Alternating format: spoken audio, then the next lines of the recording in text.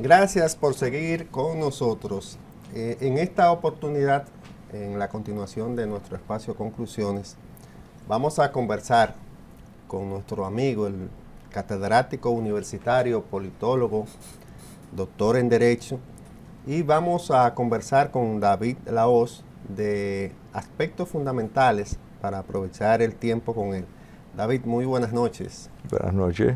Siéntete como en tu casa, como siempre, aquí en Conclusiones. Gracias. David, nos gustaría saber, con tu vasta experiencia como politólogo principalmente, según una serie de encuestas en los últimos meses, dan como virtual ganador al presidente Luis Abinader en el venidero proceso de elección el próximo día 19, justamente hoy a 8 días.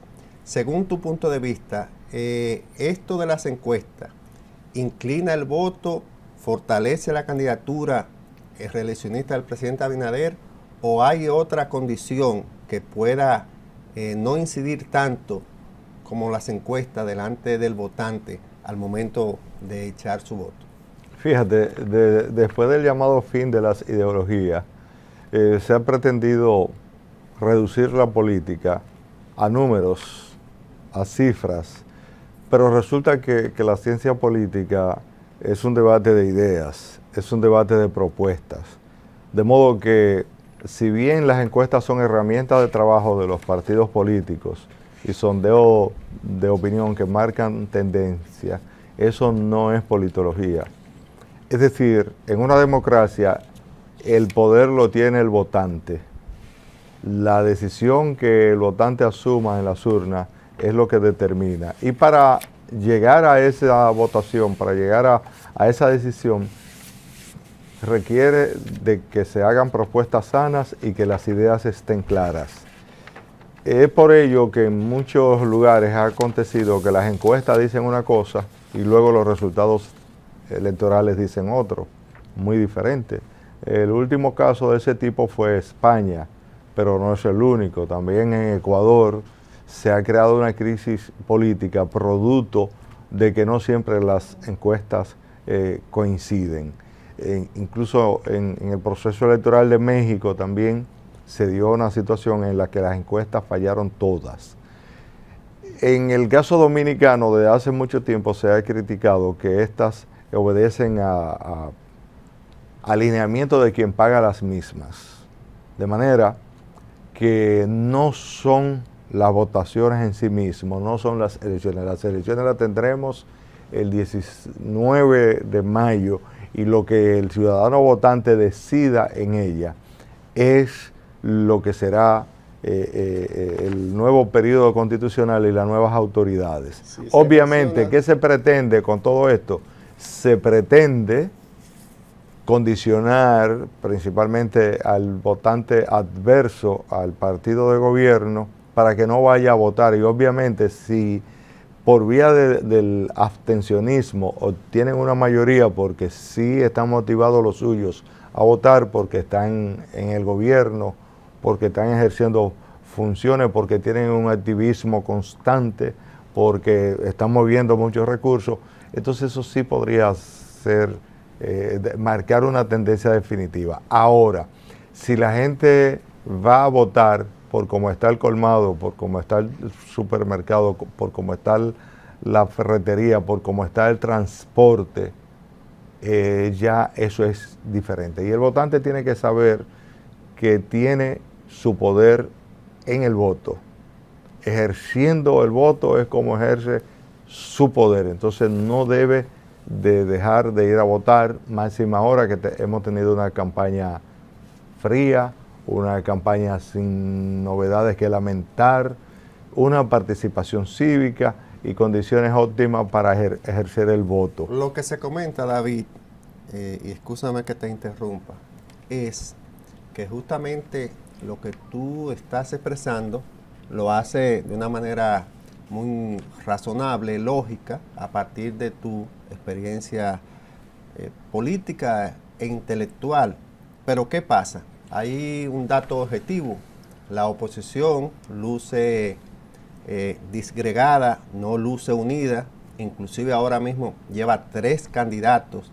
Entonces, según tu punto de vista, ¿esto conlleva a darle una oportunidad de triunfo al partido de gobierno o en definitiva ese fraccionamiento de la oposición conlleva a una futura segunda vuelta electoral? Recuérdate que el todo es mayor que sus partes. Esto significa que el votante es más inteligente que los partidos políticos. El votante, el pueblo, puede decidir su destino y de hecho lo hace con mayor inteligencia que la planificación política que pueda existir. Ciertamente la oposición está en una situación lamentable, pero también el gobierno, porque el gobierno no tiene nada que exhibir. Se trata de un gobierno que ha hecho retroceder el país prácticamente en todas las áreas. Se dice que el turismo es la única área que está a flote en el gobierno, pero eso es muy relativo. Fíjate que la basura ha llegado a grado tal que por primera vez en 526 años la zona colonial se inundó con las aguas de la semana que ahora concluye. Entonces estamos hablando que se trata de un gobierno que no tiene logros concretos en ninguna de las áreas. Un desastre en educación, un desastre en la salud, un desastre de la Policía Nacional, la seguridad. Es decir, el votante tiene razones para expresarse. Y eso es lo que en democracia debe contar, porque además este es un sistema que no funciona sin oposición. El problema es que la oposición no ha hecho su trabajo, pero el pueblo tiene una gama de candidatos, incluso hay novedades que se deben tomar en cuenta. Están los muchachos de Opción Democrática, por ejemplo, presentando credenciales. Está la izquierda con partidos completamente nuevos que están haciendo planteamientos. Y hay movimientos de derecha importantes como el Cobrador por ahí que puede resultar una sorpresa y que incluso en mediciones directas hechas en la ciudad de Nueva York, los resultados concretos de votos expresados en urnas dicen que no es como dicen las encuestas de aquí. Es decir, el poder lo tendrá que expresar el votante el día 19, sin abstenciones, sin maniobra para que la gente no vote, sin compra de votos, independientemente de que tengamos una oposición fragmentada como en efecto lo está. Pero lo decisivo es el pueblo, el votante, la mayoría que tiene su poder, la decisión de decidir su futuro. ¿Qué lectura tú le das, David, en base a una realidad concreta? Tú acabas de mencionar, según tu punto de vista, las falencias que presenta este gobierno en obras a favor de lo que es el desarrollo del país y de las comunidades. Pero ¿qué pasó en febrero? Entonces el votante está sufriendo una situación de amnesia porque votó mayoritariamente por el PRM y según los sondeos, gran parte de ellos, también le daría al presidente Abinader un triunfo en primera vuelta.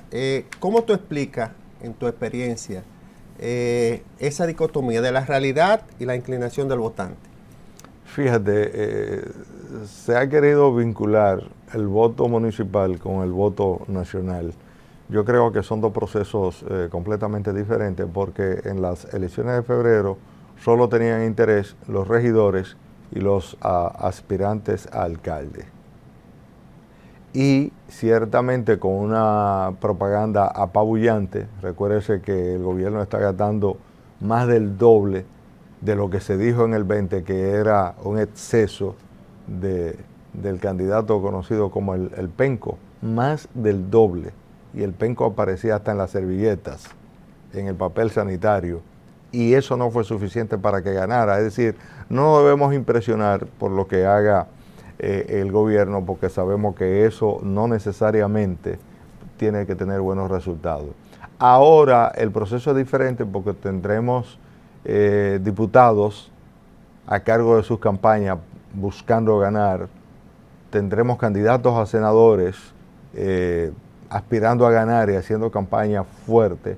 Tenemos políticos aspirantes a la vicepresidencia de la República por diferentes partidos y tenemos candidatos a la presidencia. Es decir, las elecciones del 19 movilizan más electores y más personas a ser elegidas. Es un proceso completamente diferente, con intereses nacionales, y en febrero eran intereses locales que ciertamente, una vez sumados todos, dan que hubo un partido que se alzó con la mayoría de las curules.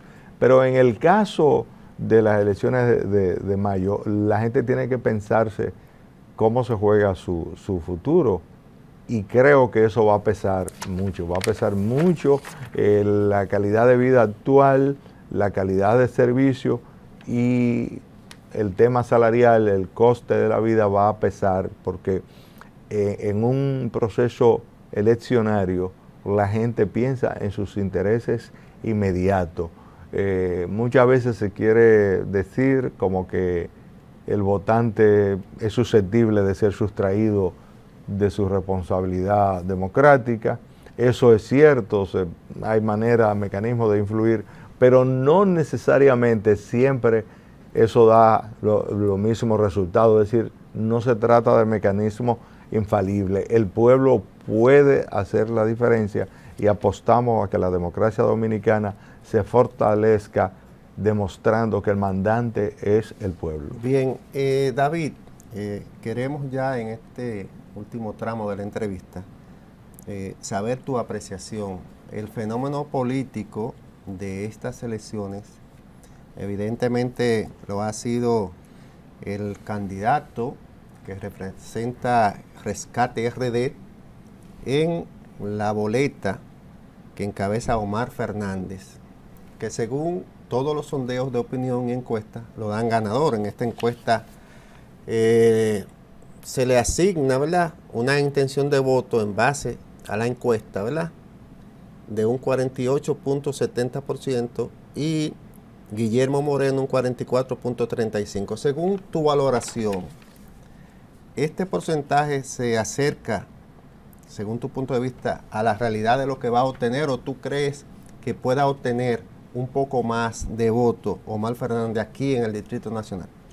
Fíjate, en el caso, es verdad, la novedad del actual proceso ha sido Omar Fernández, pero eso está ligado al movimiento Marcha Verde, al movimiento en la Plaza de la Bandera de 17, 18 y 19, y es que hay una generación que se entendía que no tenía interés en la política, que demostró con esas manifestaciones que sí tiene interés en política.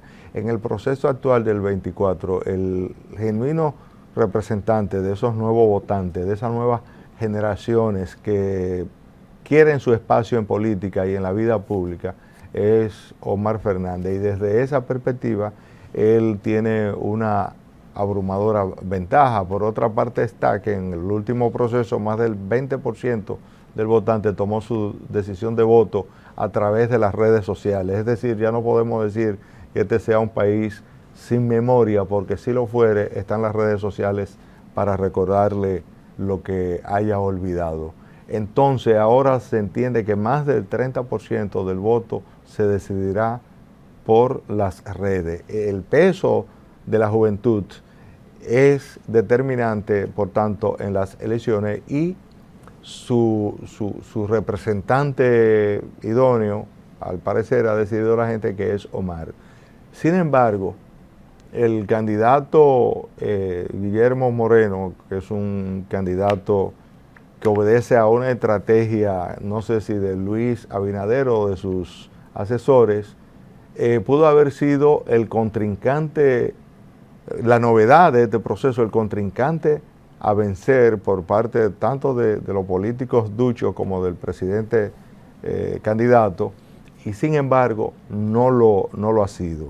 Entonces, habría que ver si un voto de arrastre acompaña a Moreno o si por el contrario el voto arrastre favorece a Omar Fernández. David, 30 segundos. Esto es un programa que justamente se hace una semana antes del proceso eleccionario. Según tu punto de vista, ¿quién gana la presidencial y a nivel congresual, qué partido va a obtener la mayor cantidad de representantes en el Congreso? En 30 segundos. Yo creo que habrá segunda vuelta y creo que a nivel congresual se deben contar los votos y luego de que se hayan contado estos, entonces establecer un ganador, porque la decisión está en el pueblo y no se puede llegar a pretender condicionar la voluntad popular. Bien, David, como siempre, gracias por aceptar nuestra invitación. A ustedes, amigos televidentes, como cada sábado, mil gracias. Es un placer, un honor para nosotros. Nuestro compañero de labores, Wency Wilkinson, está en una asignación especial y será hasta el próximo sábado. Pasen todos muy buenas noches.